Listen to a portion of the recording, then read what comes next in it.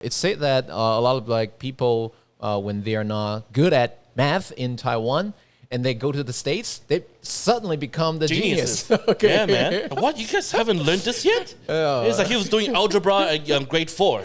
At that time, I was under the impression that like every time I did that, you know, he would become smarter the next morning. I was like, whenever I touched that, okay, smarter. Yeah.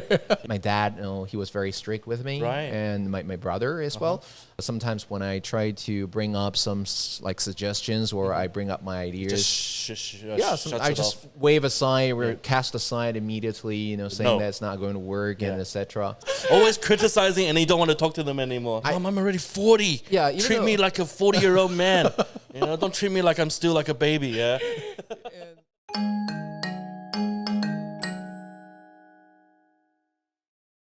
Hello, this is Johnny, and today we have our special guest, James, again. Hello, I'm back.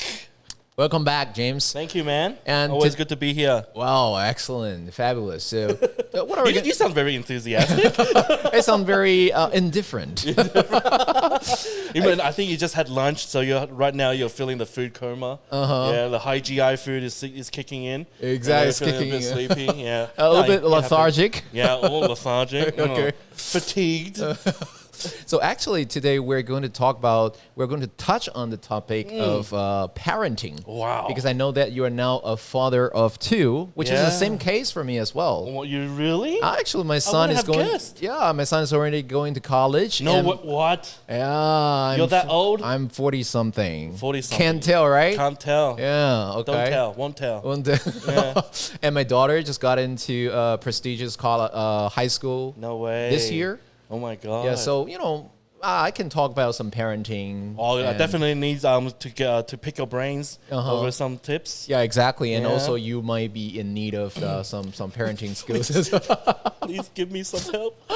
Okay, yeah. First of all, let's talk about maybe your your environment, your family that you were brought up in. Well, okay. So, of course, so I was born in Taiwan, right? But by the time I was in first grade elementary, I didn't even finish elementary, and then I moved to Australia. Okay. Yeah, so I went to Australia when relatively young, and but luckily, my parents have always been very open-minded. Oh. Yeah, in terms of like. So they were not very strict with your studies. They were strict. They were strict. Especially my mom was strict about me learning Mandarin, Chinese. Yeah, so she feels like I should not forget about my roots. Okay. Yeah, so I remember, because I have an older brother and he is about 2.5 years older than me. So he studied up to grade 4. Yeah, and at that time, did you have to go to like cram schools after school? I remember I did. Yeah, but at that time, I think, I guess I did pretty well academically. Oh. Yeah, so I felt that all the homework and stuff wasn't much of an issue. Yeah, it's said that a lot of like people, when they are not good at math in Taiwan, and they go to the States, they suddenly become the genius. Okay. Yeah, man. Yeah, well, I guess when I first got to... The same goes for Wade as well. Wade said that, okay. Yeah, it's like, what? You guys haven't learned this yet? It's like he was doing algebra at grade 4. Exactly. Quadratics. So at that time, you were like academically performing. I guess I was, yeah, but you know, I got groomed to the Australian standards over the time, and then I got lazy, and then it's all about socializing, having fun. You get used to that, right? Yeah, you get used to their math brain. Exactly. But so sometimes people also say that that's also one way for Asians trying to break through the stereotype. Because a lot of Western people, they think, okay, Asian people, they're good at math. So, okay, I'm going to do the opposite. So I'm going to be bad at math. I'm going to be good at like communication. People person. Yeah, well, for me, it was never intentional. Yeah, it was never intentional for me to be bad at something. But you know, just like drift down. It just like for me, academics just became like a second priority. You know, the first priority was to. Which subject were you good at? What I was good at. Well, I guess in the beginning I was kind of good at math, but it drifted off. But I've always been interested in history. Geography. Yeah, those I found very, very easy. Yeah, because no wonder you just shared the tips about telling like stories about a product to your clients. So my previous episode. You're into that. Yeah, so it's all about how are you able to tell stories. So that's why I love history. Yeah, man, I can fall into the rabbit hole for hours just learning about different type of information about a period of time. Okay. You know, it doesn't have to be any specific history like Chinese history. I can dabble into ancient Roman history. Okay. You know? Yeah. So I have a question for you here. Is the way that you're parenting you has something to do or has influence on your way of like teaching your kids or parenting your kids? Well, for me, like my parents, they weren't the type that like I didn't feel that they were super strict. So I was able to open up with them. Yeah. So I was able to communicate with them. Like if I have issues, I can talk to them, but sometimes it's just that I don't want to. Yeah. But I guess the way I'm bringing up my son, so my son, he's approaching 5 years old this year. Yeah. For him, I'm very, very affectionate. Yeah, so for him, like I would just see him, I would randomly pick him up and give him lots of kisses for no apparent reason. Oh, that reminds me as well. You know, when my son was young, like 2 or 5 years old, whenever he went to sleep, before he went to sleep, I would just like pat his head and just like comb his hair every night before he goes to sleep. Good boy. Yeah, and he would just snuggle up to me and say, "Dad, can you comb my hair to sleep?" Oh, really? Oh, yeah. Well, my son does something similar. He will want me to accompany him to sleep. Yeah, at that time I was under the impression that like every time I did that, he would become smarter the next morning. I was like, whenever I touched that, okay, smarter. Yeah. Well, do you put like green guai guai like near his room so you can become it turned out that it wasn't. So how old is he now, your son? High school, 17. 17. Just turned 17. Just turned 17. Just so turned one more year, and then you'll be legally able to have beers with him. Yeah, exactly. Well, actually, under your supervision, you can drink alcohol with him anytime. Okay. Yeah, that's something I look so forward to when my son turns 18. Yeah. I will take him out to a pub and just drink. Yeah, sometimes I play basketball with him because he's also so healthy. Yeah. I'm talking about drinking here. Okay. Yeah, at that time I think I play basketball with him once in a while. Right. And I realized that sometimes I was a little bit bossy on the court. Okay, why did you do that to me? Oh really? So when he shoots, you just block it and then like right in front of his face. We were on the same team. On the same team. I said you should have done that. I was like trying to give orders. You're so competitive. Yeah, exactly. So sometimes I feel that I'm not right. You made him. I'm not a good father. Hate basketball. Yeah. Yeah, he doesn't have a good memory of playing basketball. and I think it has something to do with like the way my father taught me in the past. Oh, really? Like my dad, he was very strict with me, right? And my brother as well. So very sometimes in a bossy or demanding manner. Right. Yeah. And sometimes when I try to bring up some suggestions or I bring up my ideas, I just wave aside or cast aside immediately, saying that's not going to work and etc. So he's very pragmatic. So yeah, I think that's also the reason why sometimes I don't feel the urge to try to explain what I'm thinking about.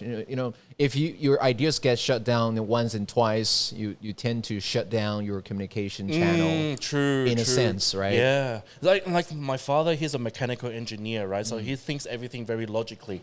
He does not like to take risks.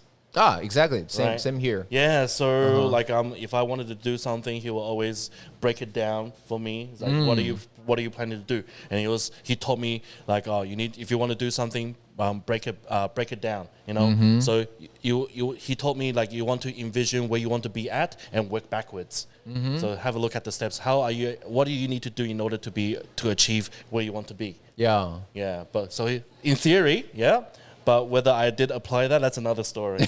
Okay. Yeah. But for me, like I think about it, it does make sense. It does make sense, but maybe just the rebellious nature in me, I just don't want to follow it in a sense. Yeah. And sometimes I feel like, hanging out with them more because at this age you feel that it's very rare for you to hang out with like spend time with your folks anymore. Absolutely. Because, but whenever I spend time with them, the only topic they will bring up is just kids. Yeah, like how do they? How was this? Yeah, you should have taught him more English. You're an English teacher. How come his English is so bad?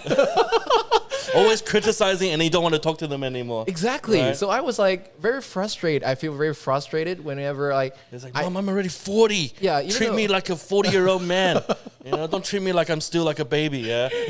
And it kind of like passed down to me. So that it turns out that I was a little bit bossy to my son. For my son, because my daughter, people say this like the apple of your eye, right? So to my daughter, I was like very caring and considerate and etc. So I was just like let her do everything she likes. But to your son, it's all like, oh, you're the man. You're gonna be the man of the house. You gotta bear all the responsibility. You need to be a man. Stop. No, actually, my only wish is that just do not go astray. Don't go astray. I was just like care become about a gangster. Yeah, don't like ask about his friends. All like who are you associate with? Yeah. Are you associating with some hooligans, or some what kind of a characters, right? Yeah. Okay. Yeah. So that's the thing that I'm looking for. That's true. I think that's also one of the reasons my parents said the reason why they brought me to Australia, because they feel that my nature, I'm very loyal. Oh. Right. So like I always have, like, they know I'm very sociable. I have lots of friends, and they think that I might go to on a different path if I remained in Taiwan. They thought you're gonna be led astray. Maybe, yeah. Maybe. I'm not sure. Who knows? But that never happened. Yeah. But I remember going back to in Australia, it kind of happened anyway. Everybody goes through a rebellious stage. Yeah, exactly. I remember when I was in high school, I was hanging outside the train station because my school is literally right next to a train station, right? And sometimes I will go there after school, hang out with all sorts of people, and then smoking. Yeah. Okay. So for parenting, I think because a lot of my college friends, their kids are now in elementary school. Right. I'm kind of married young. So they are now like they How old were you when you got married? I was 25 when I got married. Yes, my kids they are now like almost college years. I'm a decade late. Yeah. And they're now like experiencing the stage where their kids they're having to take tests in elementary school and now moving on to high school. I can tell that they are feeling the anxiety during this period of time because just for academic performance is for sure under the spotlight for every family. Yeah, I guess that's the reason for me. I guess I never really thought about those academic pressure because I never really think about my kids forcing them to perform academically well. For me, I really want them to be able to know how to socialize. Because in the future, like, you have so many resources to help you academically. Exactly. If you don't go to school, you can always learn from ChatGPT. Right. There's so many resources for you. Like back in my days, when I need to look for information, I have the Encyclopedia Britannica. I have those big ass thick books. Okay, I'm looking for this topic. I have to go through the book. There's no such thing as Google. There's one thing like that happened the other day.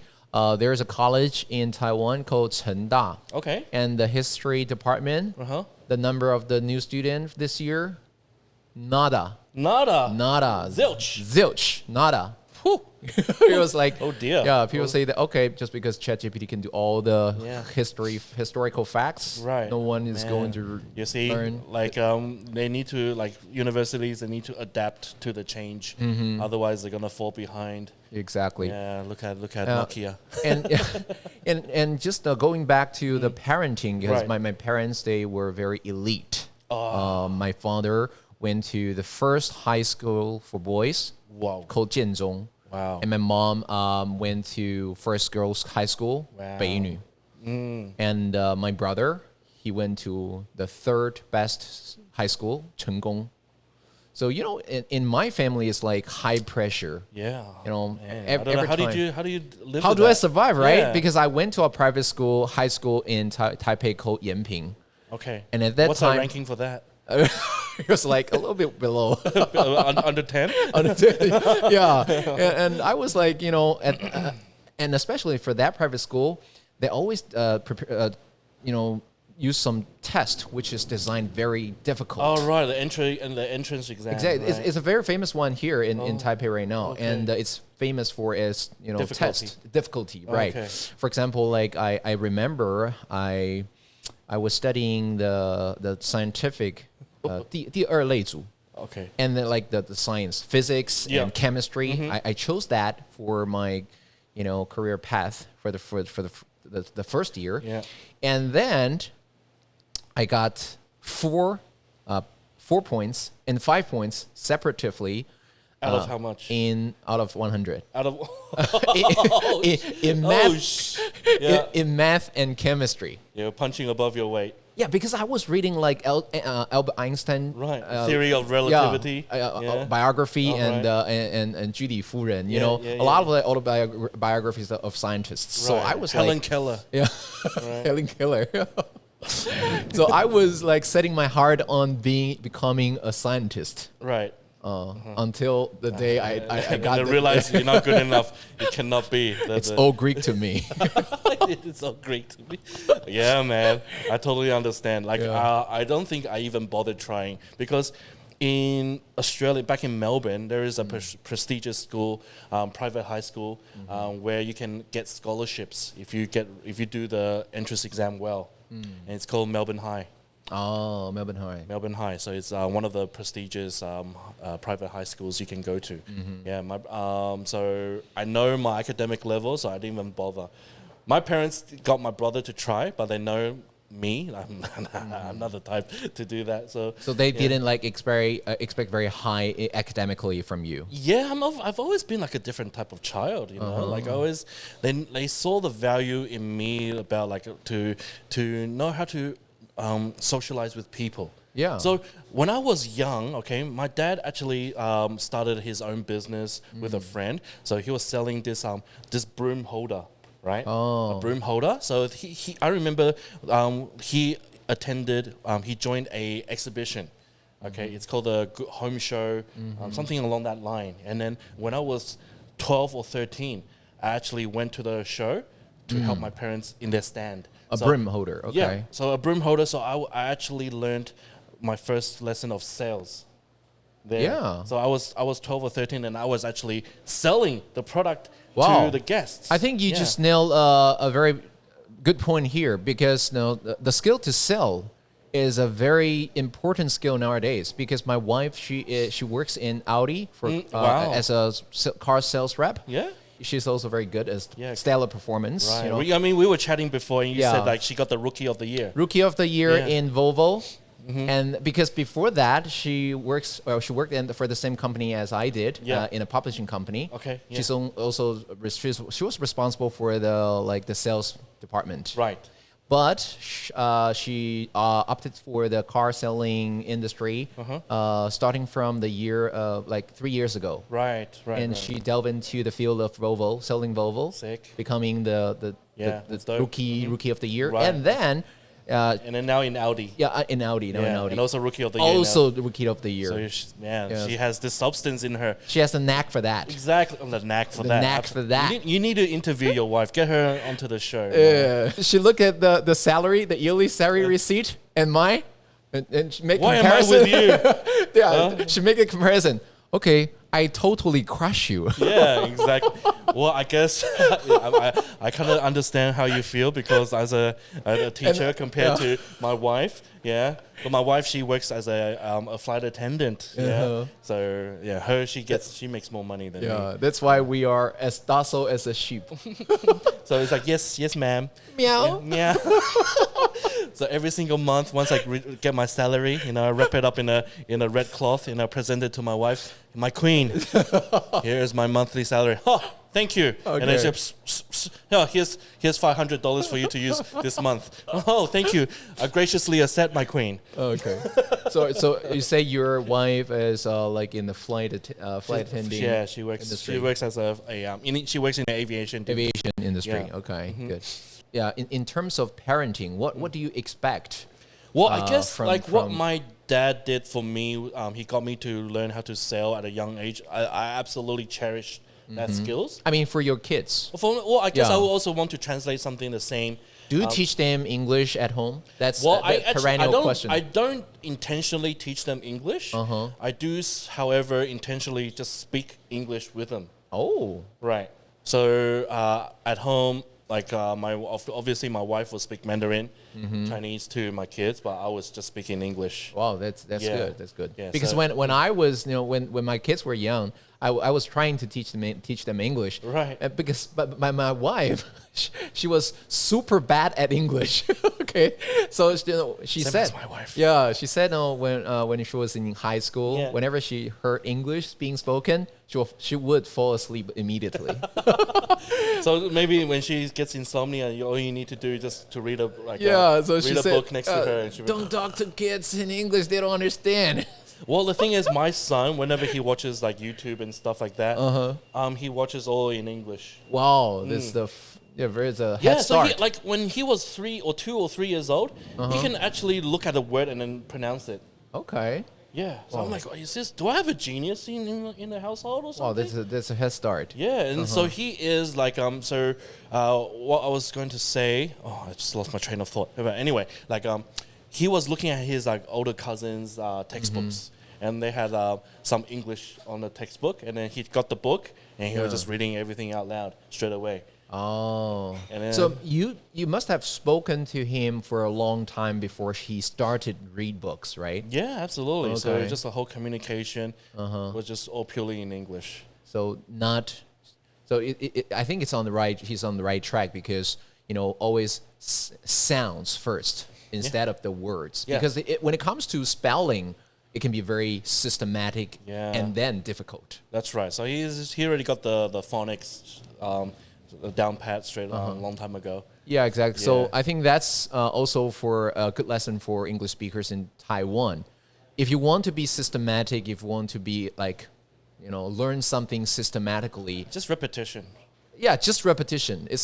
English is not a subject. Yeah. Okay, you should not treat it as a subject. Yeah, and don't force yourself to try to remember. I mean, remembering is good, but when something turns into a habit, and that's when you want to turn something into a habit, not just to force yourself to. Yeah, but the prerequisite for that is that you need to expose to yourself to that. Exactly. Yeah. And I remember once we were you had an interview with me, and then I did talk about that you have to create that environment even if you don't have it.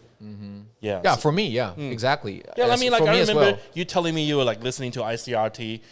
Talk to myself all the time. Yeah. Whenever, even in the toilet. Yeah. So when I was listening to the ICRT radio show, I thought I heard your voice. Oh, really? Yeah, because one of the radio hosts, he sounds exactly like you. So I was just thinking, which one? I can't remember. I can't remember. But the way he spoke English, it sounds very Americanized, just like you. ICRT. ICRT, Taiwan. And now let's tune into ICRT 99.7. Can you see me now? Raw talent here. Man, you got a great radio voice. What are you doing here? Really? Are you working ICRT? I'm going to branch out into that. Well, I guess one Funday will have their own radio show in the FM channel. Hopefully. Yeah, good. Hopefully idea. One day. Yeah. Yeah, one day. Good. Yeah, I reckon people will tune in. Lots of stories. That'll be cool. So I think, today we shared something about upbringing and, about something about like parenting skills and our own family backgrounds. I think, I think people can, pick our brains and all. Yeah, absolutely. Here and there. Yeah, so if you guys enjoy, like and subscribe and press the alert channel, so for more information. Exactly. And please comment. You know, we all love to hear back from what you guys enjoy the most about the conversation. Exactly. Yeah. Thank you very much for watching. Thank you for having me. Okay, see you next time. Peace out. Bye-bye.